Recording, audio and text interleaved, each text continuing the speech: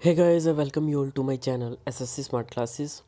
तो आज का हमारा जो टॉपिक है डिस्क्रिप्टिव एग्ज़ाम का digital currency pros and cons, बहुत इंपॉर्टेंट टॉपिक है। मैंने ऑलरेडी आपको CGL 2019 की प्रिपरेशन के लिए कुछ टॉपिक्स बताए हैं। सारे के सारे टॉपिक आपको PDF में मिल जाएंगे।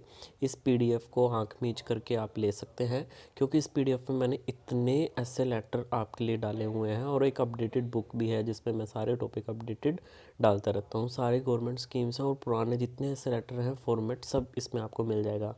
इंग्लिश में इसका प्राइस 70 है और हिंदी में इसका प्राइस 32 है। बहुत ही बेस्ट बुक है, एरर फ्री है, एग्ज़ाम ओरिएंटेड है, लो प्राइस है। इससे लो प्राइस आपको पूरी मार्केट में नहीं मिलेगा और इतना कंटेंट आपको मार्केट में नहीं मिलेगा।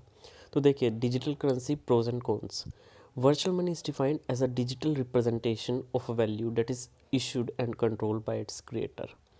मतलब ये जो वर्चुअल मनी है ये एक वैल्यू की डिजिटल रिप्रेजेंटेशन है जो कि इशू की जाती है और कंट्रोल की जाती है इसी के क्रिएटर्स के द्वारा जिसने ये बनाई है।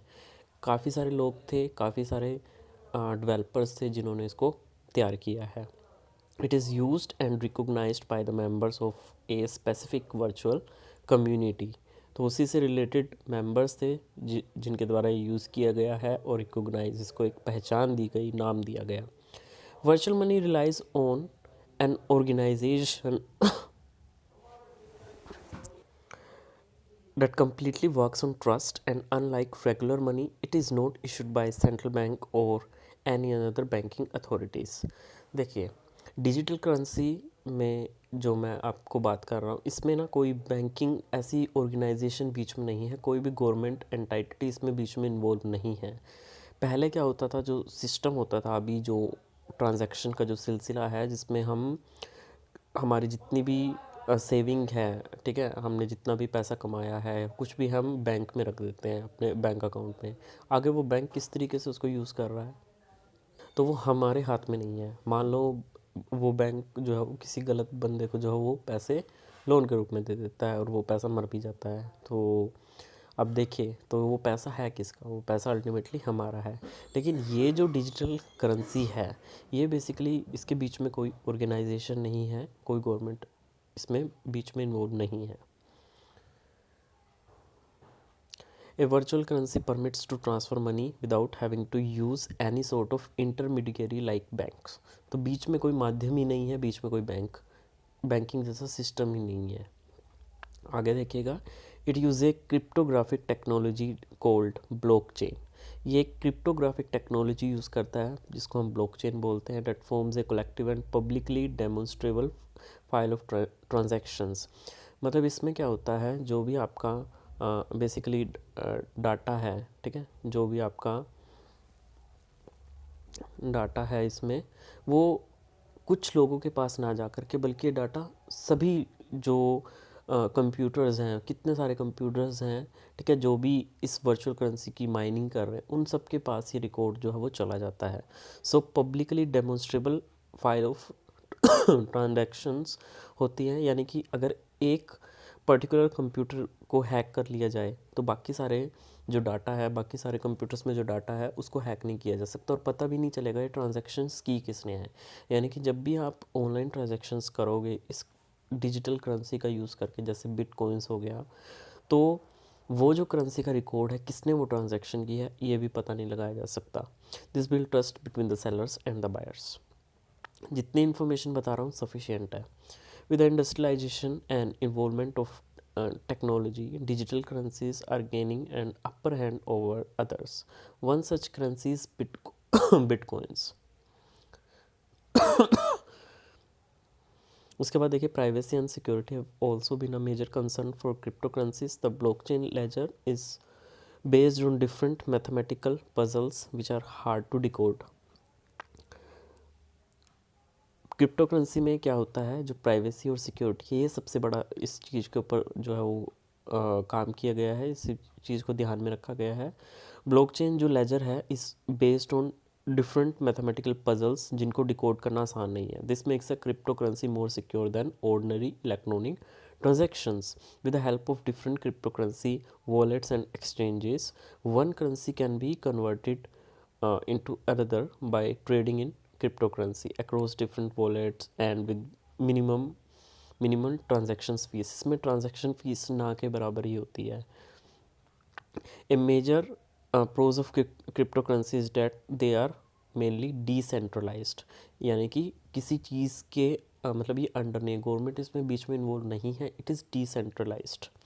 The decentralisation helps keep the currency monopoly free and, मतलब एक ही जो एंटाइटी है, जैसे अभी आज जो दूसरी हमारी कैश वाली जो पॉलिसी है, तो हम उससे ऑनलाइन ट्रांजैक्शंस कर पा रहे हैं, लेकिन फिर भी हम उसको कैश वाली ही बोलेंगे, जिसमें हम प्लास्टिक कार्ड्स ये सब यूज़ करते हैं, वीज़ा कार्ड हो गया, मास्टर कार्ड हो गया। तो ये सारी जो करेंसी है जिनको हम फियाट करेंसी बोलते हैं, बेसिकली FIAT फियाट करेंसीज। तो बेसिकली इसमें क्या है, आपकी गवर्नमेंट जो है वो बीच में इन्वॉल्व है, हर चीज़ के बीच में गवर्नमेंट इन्वॉल्व है।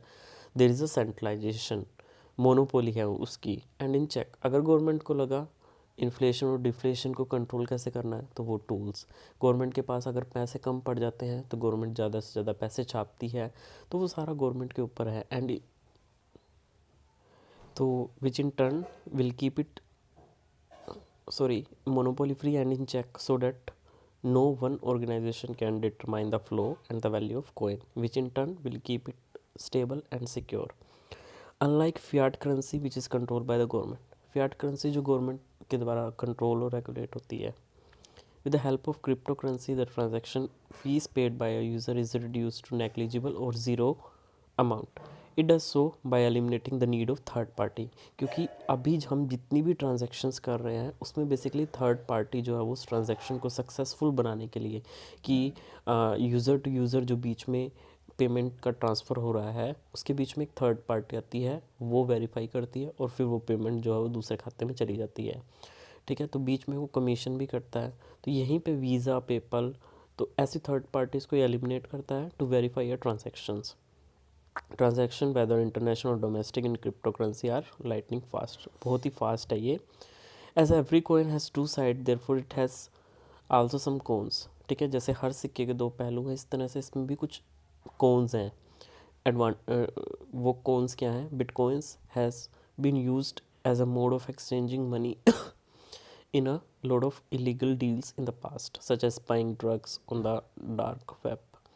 If any user loses the private key to their wallet, the wallet will remain locked away along with the number of coins inside it. अगर कोई वॉलेट का पासवर्ड भूल जाता है तो जितने coins उसमें माइंड हैं वो फिर उसको कोई एक्सेस नहीं कर पाएगा, ना उसको कोई तोड़ पाएगा. तो आप किसी के पास नहीं जा सकते, तो आपका फाइनेंशियल लॉस है.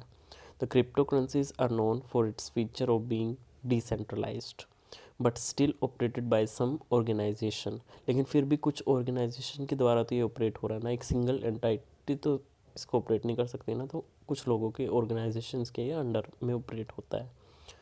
These holders can manipulate the coin for large swing in its price. अब यही जो होल्डर है, जो ऑर्गेनाइजेशन जो इसको होल्ड करके रखी हुई है, वो इस कॉइन को मैनिपुलेट भी कर सकते हैं, मतलब इसके प्राइस में अप एंड डाउन वो चाहे तो कर सकते हैं. Mining crypto currencies required a lot of computational power and electricity input, making it highly energy intensive मतलब किसी चीज़ में एनर्जी लग रही है. तो जब भी आप कोई भी क्रिप्टो करेंसी है, वैसे अभी तो बिटकॉइंस के अलावा बहुत सारी दूसरी क्रिप्टो करेंसीज आ गई हैं, एरिथनियम हो गया, तो उनको माइन करने के लिए इलेक्ट्रिसिटी पूरा एक बड़ा सेटअप सा रखना पड़ता है, काफ़ी सारे ग्राफिक कार्ड्स यूज़ होते हैं, तो वो माइन करते हैं, और ये उसके लिए फिर एनर्जी भी चाहिए, बहुत ज़्यादा पावर कंजम्पशन, लगभग 70 से 75 यूनिट जो है वो एक दिन में ऐसा सुना है कि कंजम्पशंस आती है इसकी. कंक्लूजन में देखिएगा, digital currency has a potential to be an important part of the economy of the future. Bitcoins have become front runners of the financial transaction in the cyberspace. It is free from all government oversight and monitored by a peer-to-peer internet protocol. With recognition at global level, at universal level, cryptocurrencies can be accessed by everyone. Accounts can't be frozen, and there are no prerequisite limit to stored value. As India moves to digitalize much of its financial services and part of its consumer markets, cryptocurrencies offer a new dynamic addition to the Digital India project. सो बहुत ही अच्छे तरीके से compile किया गया है। I hope ये video आपको अच्छी लगी होगी, तो लाइक और शेयर सब्सक्राइब कर दीजिएगा। धन्यवाद। आपका दिन शुभ हो।